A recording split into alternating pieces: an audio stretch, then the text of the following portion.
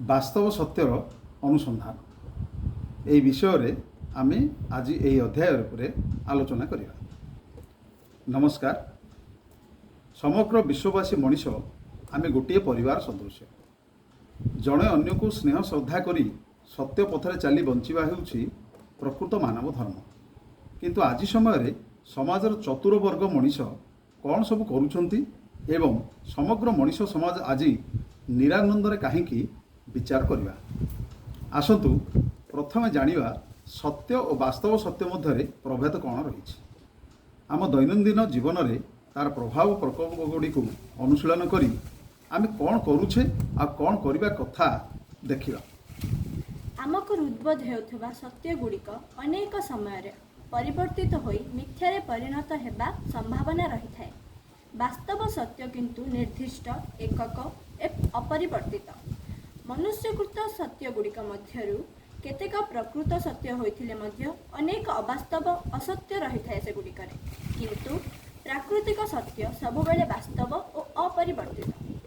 ସାଧାରଣ ମଣିଷ ପ୍ରାକୃତିକ ବା ବାସ୍ତବ ସତ୍ୟକୁ ପ୍ରତ୍ୟାଖ୍ୟାନ କରି ଆଜି ସମୟରେ ମନୁଷ୍ୟକୃତ ସତ୍ୟଗୁଡ଼ିକ ପଛରେ ପ୍ରଭାବିତ, ଯାହା ହୁଏତ ତାକୁ ସଠିକ୍ ପଥରେ ପରିଚାଳିତ କରୁଛି କି ବିପଦ ଏକ ଅନୁଶୀଳନ ସାପେକ୍ଷ ବିଷୟ, ଯାହା ଏଠାରେ ଆଲୋଚନା କରିବା।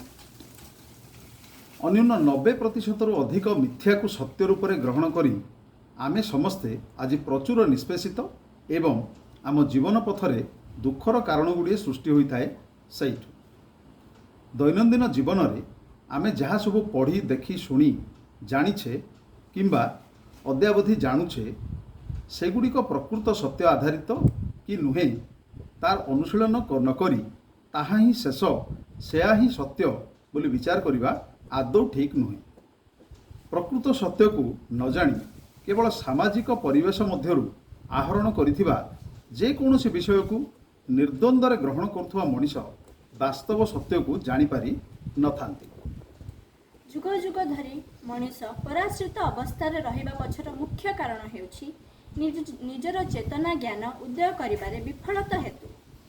ନିରାଧାରରେ ଗ୍ରହଣ କରି ଚାଲିଥିବା ଆମ ଜୀବନର ସବୁ କଥା, ସବୁ ବିଷୟ ଗୁଡ଼ିକ କେବଳ ମିଥ୍ୟା ଆଧାରିତ, ଯାହା ପାଇଁ ସମଗ୍ର ମାନବ ଜାତି ପ୍ରତାରିତ, ନିଷ୍ପେଷିତ। କେମିତି ଓ କାହିଁକି ତାହା ହୋଇପାରୁନାହିଁ କିମ୍ବା ସାଧାରଣ ମଣିଷ ଜାଣିବା ମଧ୍ୟ ସମ୍ଭବ ହେଉନାହିଁ। ତେଣୁ ଆମେ ସମସ୍ତେ ଆଜି ନିରାନନ୍ଦ ଜୀବନଯାପନ କରୁଥିବା ସ୍ୱୀକାର କରିବେ ପ୍ରାୟ 99% ଅଧିକ ମଣିଷ। ବାସ୍ତବ ସତ୍ୟକୁ ଜାଣିବା କେମିତି ଓ ସାମାଜିକ ସତ୍ୟ ସ୍ୱରୂପ ମିଥ୍ୟା ଗୁଡ଼ିକୁ ଅନୁଶୀଳନ କରି ତା ପଛରେ ରହିଥିବା ରହସ୍ୟ ଗୁଡ଼ିକୁ ଜାଣିବାକୁ ହେଲେ ଆମ ଜୀବନ ସରଳ ସୁଗମ ହୋଇପାରିବ। ସେଗୁଡ଼ିକୁ ଆମେ ନିହାତି ଜାଣିବା ଆବଶ୍ୟକ। ତାହା ହେଲେ ହିଁ ଆମ ଜୀବନ ଆନନ୍ଦମୟ ହୋଇପାରିବ, ଯାହା ଏହି ସଂସାରରେ ଆମକୁ କେହି କୁହନ୍ତି ନାହିଁ। କାରଣ ସେଗୁଡ଼ିକ କେବଳ ସୀମିତ ହାତଗଣତି ସ୍ୱାର୍ଥପର ମଣିଷଙ୍କ ବ୍ୟତୀତ ସମସ୍ତେ ଜାଣନ୍ତି ନାହିଁ। ତେଣୁ ଦ୍ୱିତୀୟ ଅଧ୍ୟାୟରେ ବିଭିନ୍ନ ଉଦାହରଣ ସହିତ ଦୈନନ୍ଦିନ ଜୀବନର କେତେକ ବର୍ଜନୀୟ ଅସତ୍ୟ ଗୁଡ଼ିକ ଉପରେ ବିସ୍ତୃତ ଆଲୋଚନା କରିବା, ଯେମିତିକି ଶିକ୍ଷା, ସ୍ୱାସ୍ଥ୍ୟ, ଧନ, ଜୀବନ, ଧର୍ମ ତଥା ଆହୁରି ଅନେକ ବିଷୟରେ।